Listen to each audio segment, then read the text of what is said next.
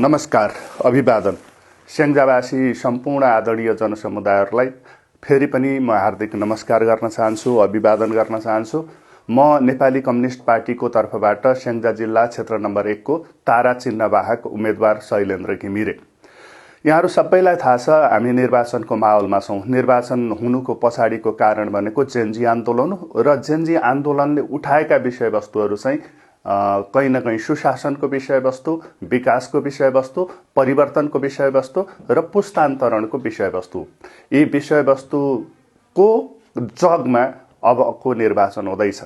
यो निर्वाचनमा नेपाली कम्युनिस्ट पार्टीले मलाई स्याङ्जा जिल्ला क्षेत्र नम्बर 1 को उम्मेदवारको रूपमा खडा गरेको छ। म यहाँहरू सबै आदरणीय जनसमुदाय समक्ष के हार्दिकताका साथ अपिल गर्छु भने स्याङ्जा परिवर्तन अहिलेसम्म भएन। स्याङ्जाको विकास निर्माणले अहिलेसम्म गति लिएन।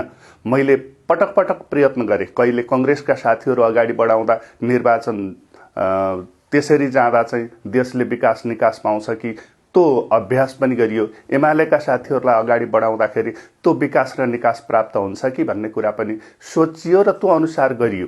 तर स्याङ्जामा खासै परिवर्तनको आभास स्याङ्जाली जनताले पाउन सक्नु भएन।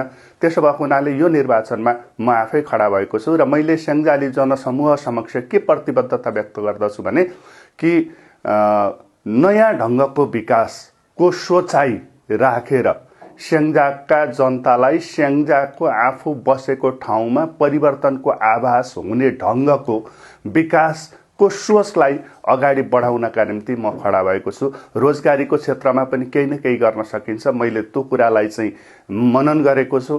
त्यहाँका कृषि उत्पादनहरूलाई के भन्छ बजारीकरण गर्ने कुरा र त्यसको उत्पादकत्व वृद्धि गर्ने कुरालाई पनि नयाँ ढङ्गले सोच्न सकिन्छ भनेर म स्याङ्जा जिल्ला क्षेत्र नम्बर 1 मा उम्मेदवारको रूपमा खडा भएको छु। मलाई विश्वास छ यहाँहरूले तारा चिन्हमा मतदान गरेर म शैलेन्द्र घिमिरेलाई विजय बनाइदिनुहुनेछ भन्ने अपेक्षा राख्दछु। धन्यवाद, नमस्कार।